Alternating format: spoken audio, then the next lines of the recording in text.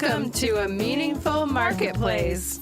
I'm Sarah Massoni from Oregon State University's Food Innovation Center, where I've helped countless dreamers launch their new food products. It's the science of taking a food delight from the kitchen to mass manufacturing and still keeping its great taste. That's what I do.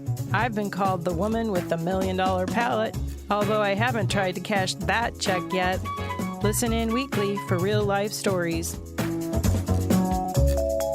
I'm Sarah Marshall, owner of Marshall's Hot Sauce and author of Preservation Pantry, modern canning from root to top and stem to core. I love inspiring business owners to get started on their journey, encourage folks to be part of their local community, and I'm excited to help business owners tell their stories.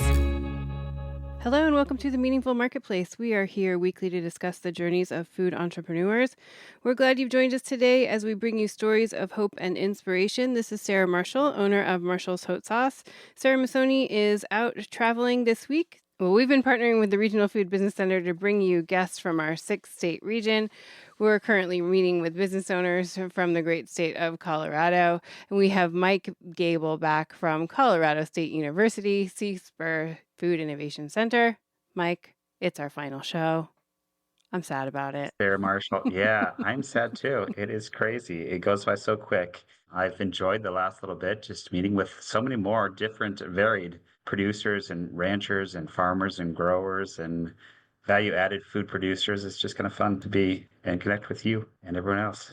Yeah, it's been so great. I'm so excited. I'm glad you're down to sign on again. It's been so fun. I'm going to try to keep it together today. I'm not going to get emotional.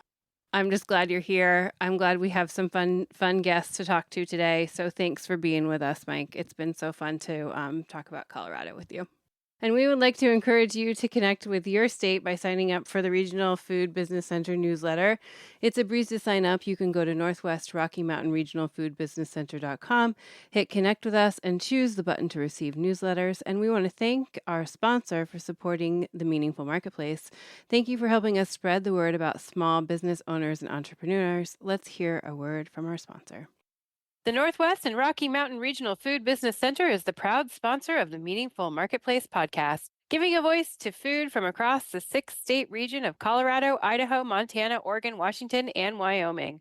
The Food Business Center supports Northwest and Rocky Mountain food industry makers as part of the USDA's National Network of Food Business Centers, supporting a more resilient, diverse, and competitive food system as a go-to source for small and mid-tier food and farm businesses with a focus on underserved communities, providing education in the form of technical knowledge, business programs, and industry news. We sponsor trade shows, meetups, and conferences to connect growers, producers, retailers, distributors, and processors, all to stimulate business and raise the standards of our storied food industry. Join us as we travel through the 6-state region, learning more about food makers, food hubs, and food systems. Visit the website at Northwest Rocky Mountain Regional Food Businesses.com to get connected. And we're really lucky today. We have two great guests on the show. We have Erin from the Plata Food Equity Coalition with a vision for county residents to have access to nutritional foods. And we also have Priscila from Love and Juice making juices, smoothies, acai bowls, and more.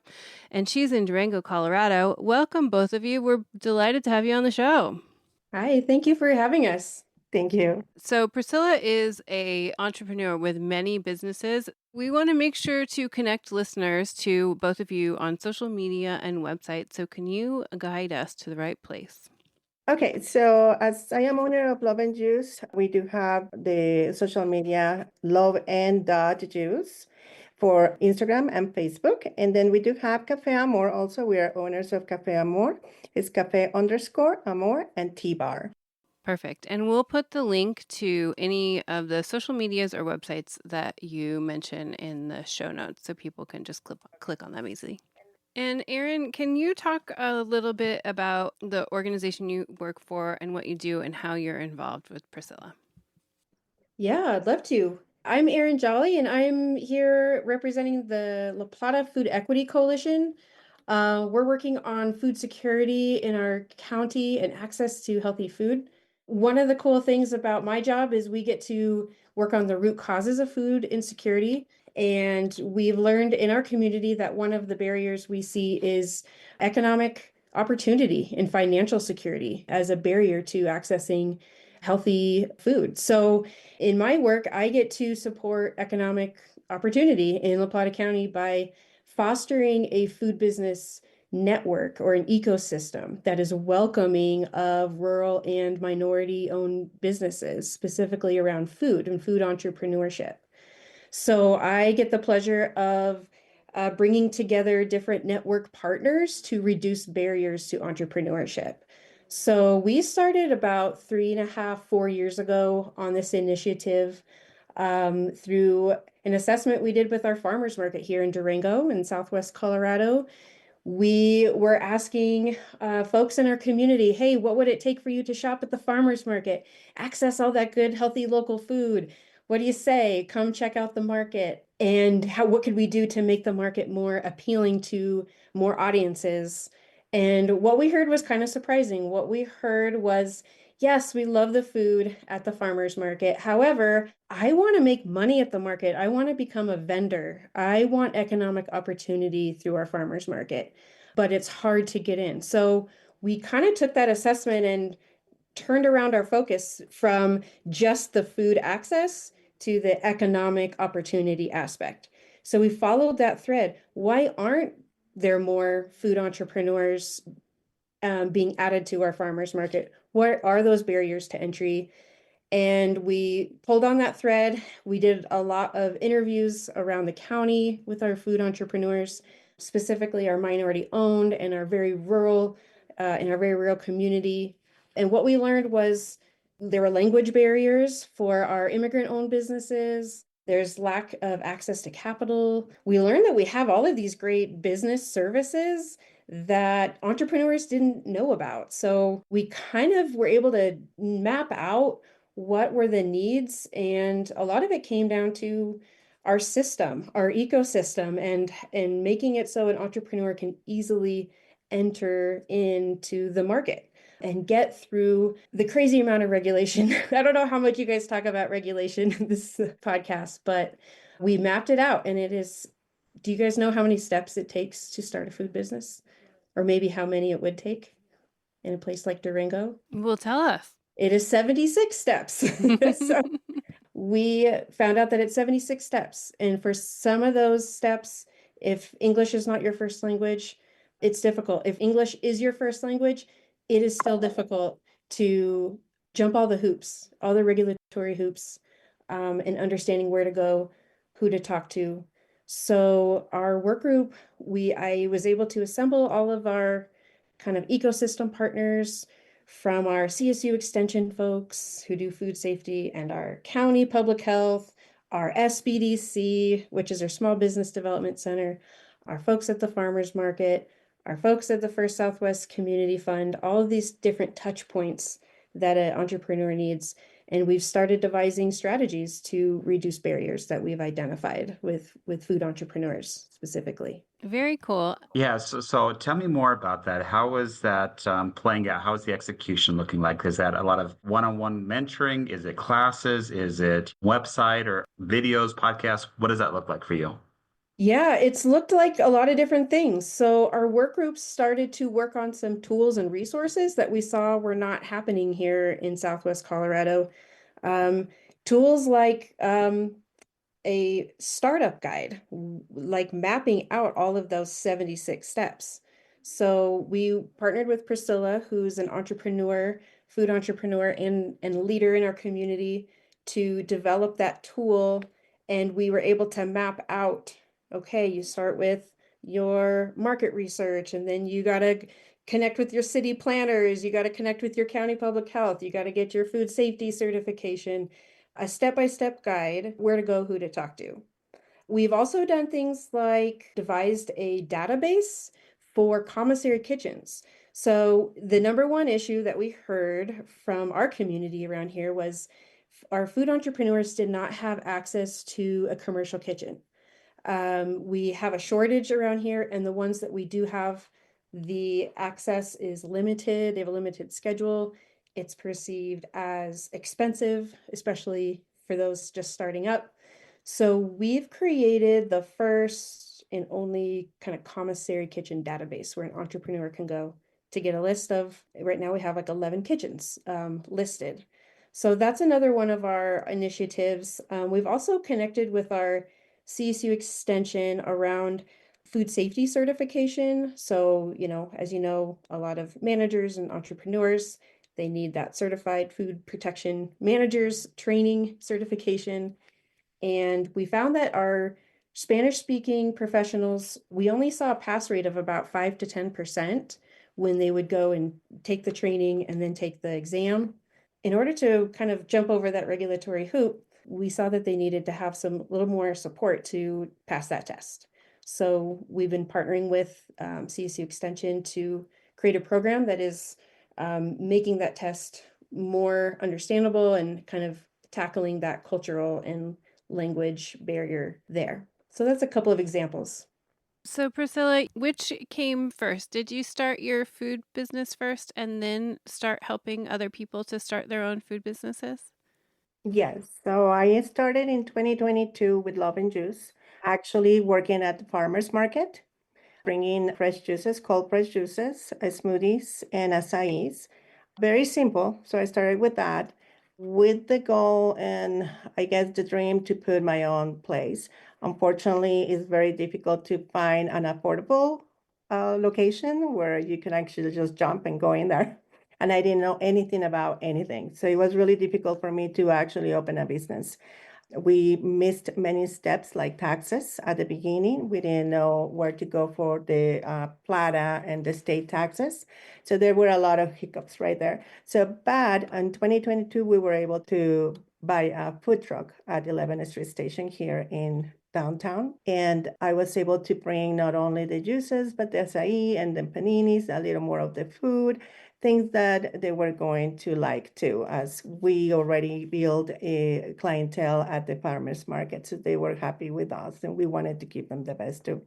Why juices? And I'm going to tell you why juices I started is because in 2014, I had cancer and the juices pretty much saved my life. They gave me tons of energy and I loved it. So when I came here, we were driving from Florida and I was looking on Instagram and Facebook, where did they have a juice bar so I could actually go? And I didn't find anything. So that was like, oh my gosh, I mean, what's going on with this place? I'm like, we should actually open one. But my husband was like, okay, yeah, maybe in the future. We don't know anything about it. So we came and it took me a little while to open it. But in 2022, we opened it in December. And then in 2023 is when we opened Cafe Amor. Is when in 2023 I met you. Yeah. I met her and then we were talking, they were talking about businesses and they were talking about helping entrepreneurs open their own businesses. And I just told them it's not easy. I didn't find resources. I didn't find the help.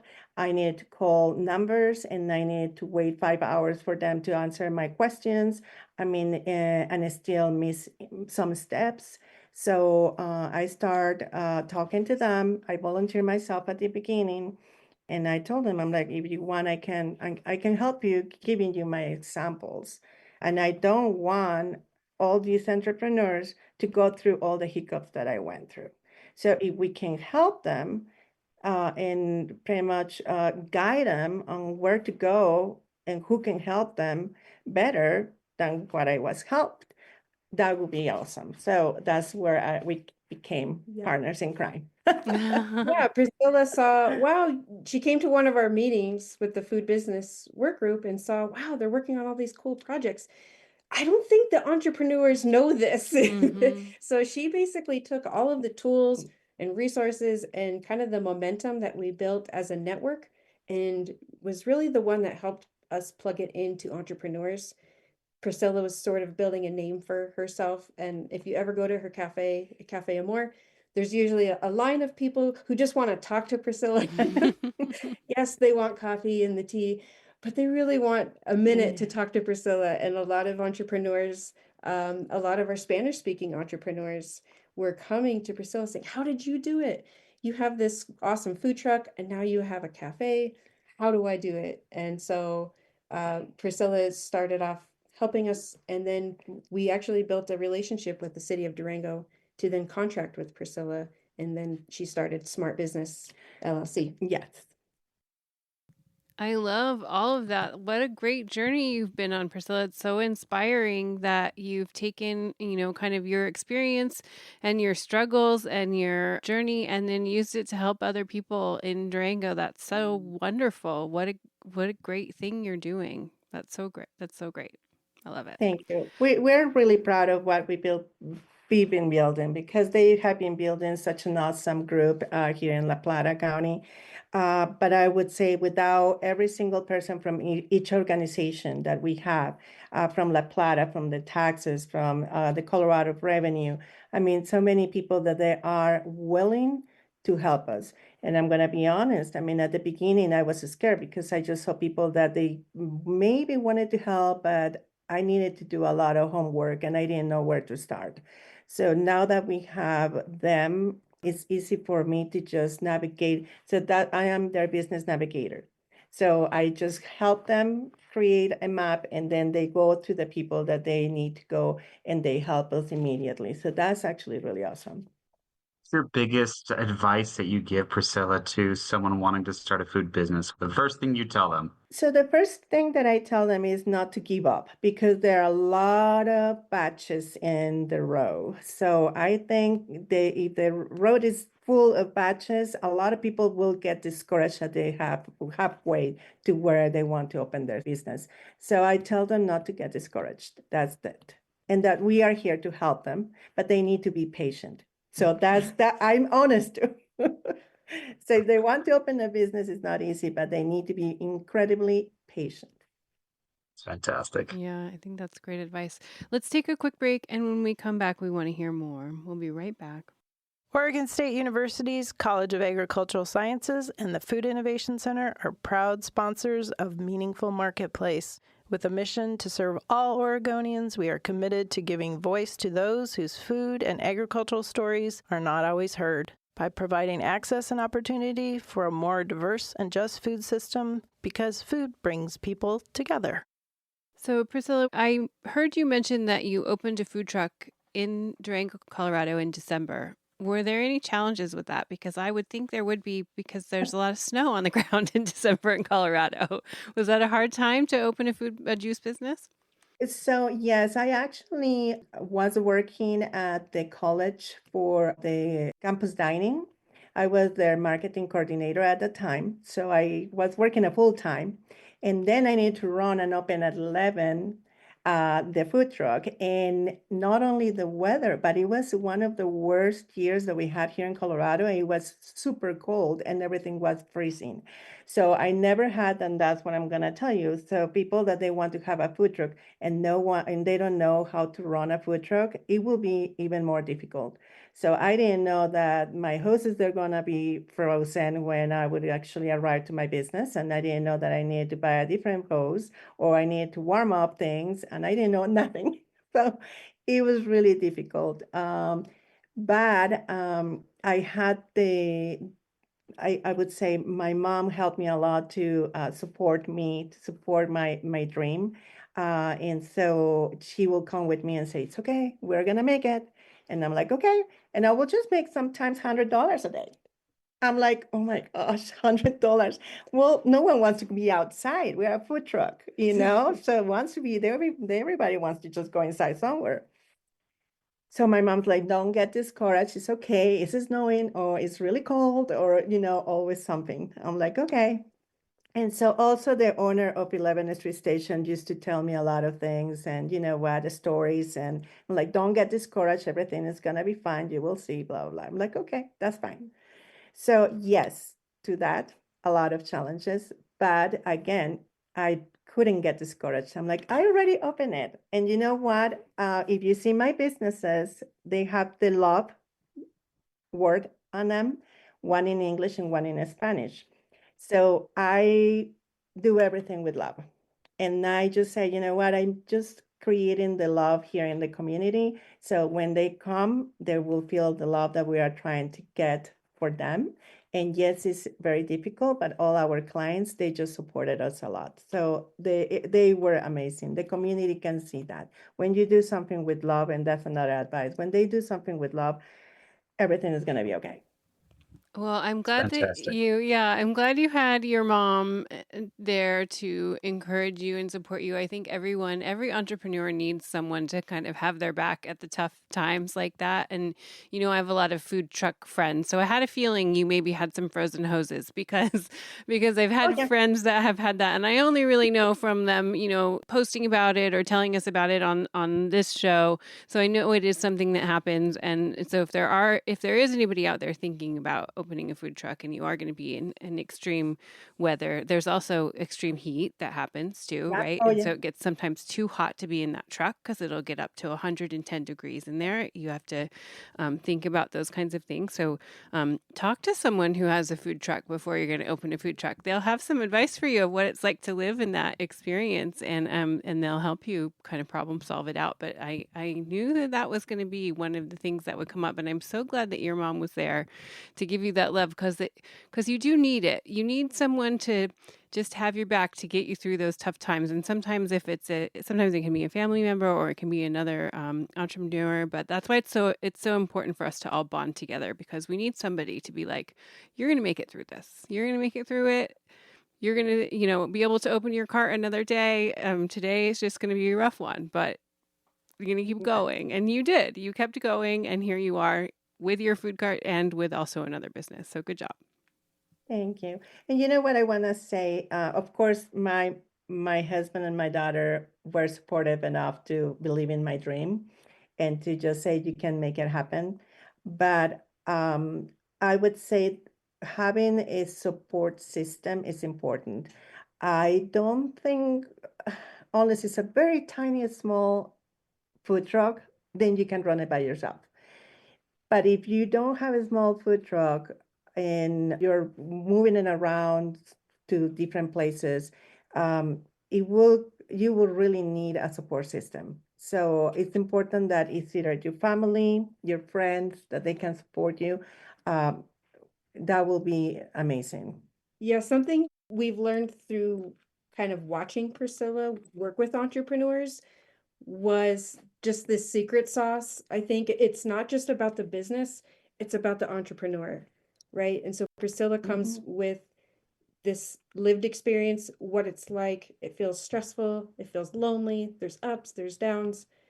And if you have one person who believes in you and gives you confidence, we've seen that that's been transformative for entrepreneurs. It's not just the business. This is so personal when it's your business and your butt on the line and your product, your culture.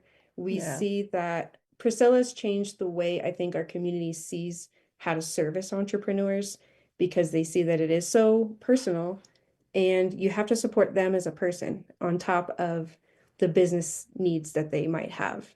So we've all kind of learned from that. And I think I've seen how our network partners have kind of changed the way that they operate to be more human about it Yeah, I and do. put a little love into it. Because for a lot of food entrepreneurs, I think it does start off with love, a lot of love. People starting with a family recipe or something that's really personal to them, a healing journey like Priscilla's. It's usually not just about the money, it's usually about some kind of mission or vision Yeah. or dream, right? People Yeah. come in here with a dream. And so it's more than just business. Food is like everything, for us. And our community here is very food centric. Oh yeah. So it's a Well, great way that we all right. kind of come together. Mm-hmm. Yeah, I wish Sarah Masoni was here today because, she is my version of that here. When I went to her, 15 years ago to start my business, she works at the Food Innovation Center, and I had a dream of starting something. And and it was one of the reasons we started this podcast too, was because we felt like people were really alone and they work in their own kitchens, and some people don't have a support system. They're just working so hard. They don't have anybody to talk to. They think they're the only ones experiencing, whatever they're experiencing. And so we really wanted people to see that even though they are alone in that one moment in the kitchen, there's really other people experiencing those things. And Mike, my question is for you because you're in Colorado and you have people come to you. When you meet these entrepreneurs that are coming to you with their dream, how do you support them and how do you let them know that they can do it and that they're not alone?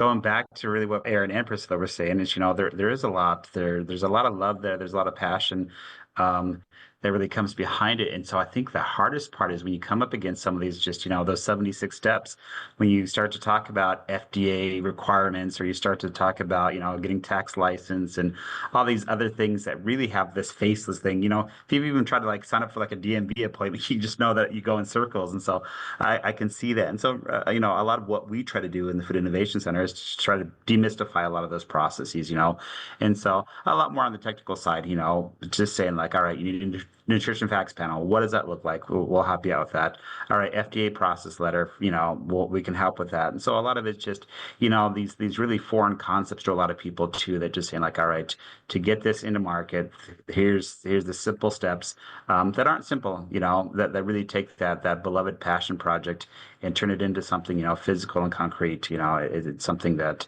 we love doing for sure. And Priscilla, when you help people that if English isn't their first language and you're helping Spanish speaking people, are there other resources for people that are speaking other languages other than Spanish as well? Well, I think that was one of the biggest challenges that we had, because not even in Spanish, pretty much everything that we see in English, we didn't have it in Spanish. So it was a little more difficult for them to find all these resources in Spanish. They didn't know what to do. And I believe that if we try to find in another language, it's not going to be there, or maybe just a couple. So I think we're still behind on that, honestly. So, but I've been able to support some of the entrepreneurs by me helping them understand these documentations that sometimes we just need to go through. I mean, they're from the government, so of course they're scared to just do something incorrect. So we just need to make sure that we help them. And if it's not me, we ask those questions. And it's so funny because we have a City of Durango, everybody, I sent emails and I sent all these questions so they can help us. And sometimes a lot of those places, they won't have an answer. They need to find those answers for us too. So it is nice that they understand what we are going through, because they figure it out. Oh, wait, it's not on the website? No, it's not on the website. Oh, wait, how can we make it easier, for entrepreneurs to find those answers and those everything that they need to build their own business. So I think one of the things that what I did at the beginning when I started with Erin is that for the entire night, it was so funny. I say this story, but all night long, I started just bringing all my thoughts about what I needed to do to open my business, and what I didn't find that I needed to find at that time. And I found after 6 months, 8 months, and I started putting everything on a paper. And I made a little map on Canva. I made a little map, and I'm like, okay, what about this here, no, this, and I just went through all this map, and it's the guide that I presented to them, and I say, okay, let's work on this one. And so everybody understood why we needed to work on this map or this guide, and they were able to help us go through that, but in Spanish and in English. Whatever we could find in Spanish, we will put it there. Whatever we could, and then I will help them go through it too. That's so great. I love that you're doing that. And how many businesses have you helped out and guide along the way? Do you know? So last year, when we were more like helping everybody with our guide, it was over 30 entrepreneurs. That's so great. Yeah. That's wonderful. She's busy. She's busy, if you can tell, between the know. businesses. And then she also opened up a second location for Cafe Amor in the midst of all of this. Wow. It is so funny. The story on that one is that I didn't even look for the spot. So last year during summer, my husband had vertigo, so I needed to work in the 11th Street Station all the time. But someone approached me that they wanted me to open in that building, and I pretty much said okay, but I didn't know if I was going to be able to do it or not. So and summer is busy, and without my husband, it was even busier. So they waited almost 8 months for us to open in that place. They said, it's okay, we'll wait. I'm like, okay. So we did open the Access Health building. and we are right there. So what I did is I put Cafe Amor and Love and Juice together. So we built all the two menus together in one. Very So cool. we're right there. Yeah. And just so for our listeners that are in the Durango area, if they want to come see you and come to your location, let's give them the address so they can come visit. Okay. So it's 1101 Main Street for 11th Street Station. We have there the food truck and the Cafe Amor inside Ernie's Bar. And the second location is at 150 Mercury Village Drive and inside the Access Health System building that is right next to the movie theater. Very cool. And then if people want to access resources or they need help to navigate opening their own business, what's the best way for them to do that? Well, if they go to our website, which is www.goodfoodcollective.org /food-business, that is our food business landing page for all of our food business projects. And there you can get connected with all of our resources, including connecting with Priscila, our bilingual business navigator. Whenever we do have educational events, let's see, last year we had like a local procurement event where we brought in chefs and entrepreneurs and food truck owners and farmers to just see if we can make a deal, do some speed dating. We've done some tax stuff and some access to capital events. So those types of workshops are there. Our commercial kitchen database is also there. Priscila's awesome startup guide could be found there, as well as a directory of resources for food businesses.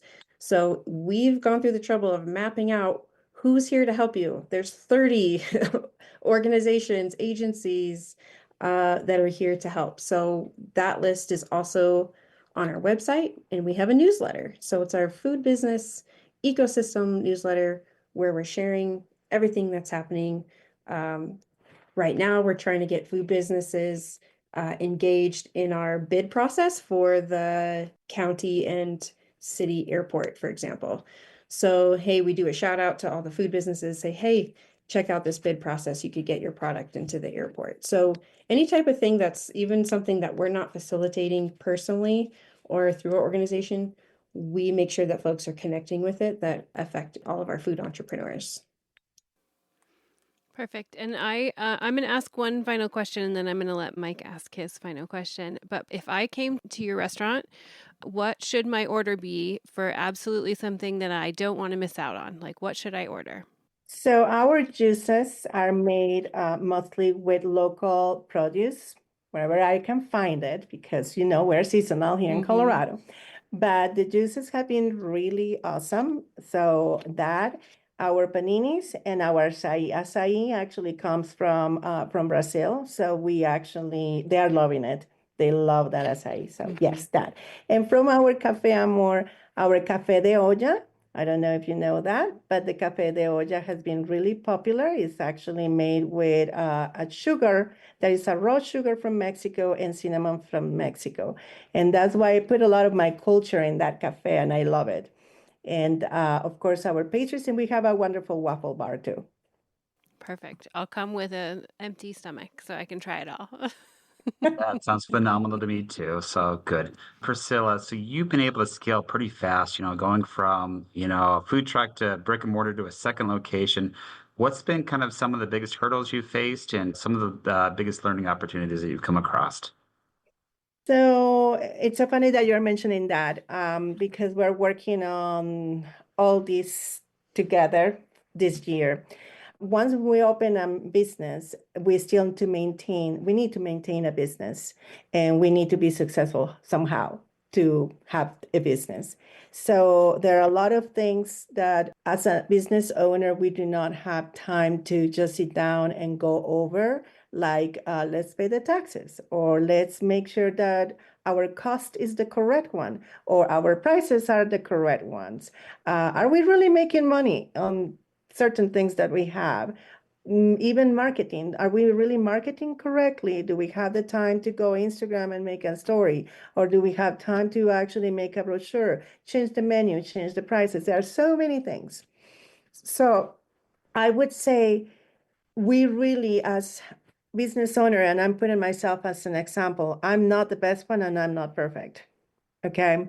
But we really need to take the time to sit down and map out everything that we really need to do. Because if not, it's gonna be a problem if they don't pay their taxes, if they don't give their chance to actually talk to someone from the Colorado Revenue or from somewhere that can help them, or that they are not really showing their business on Instagram. Why are you not on Instagram? Why are you not on Facebook? Those social media platforms are really good for them because they don't need to pay anything, you know.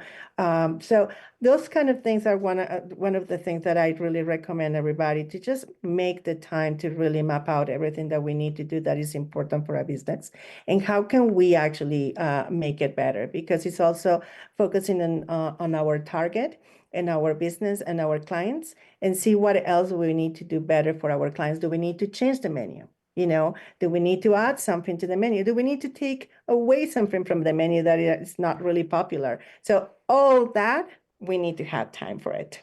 So we need to find the time. If we don't find the time, it's not going to be a good thing. No, that's so important. And I think, it goes back to one of your first points, really having patience, because I think you try to run so fast and you don't have time to regroup and really kind of focus on all the different steps. And so it's so nice, I think, everything that you both are putting together to really have these baby steps and checklists to make sure that you're doing everything.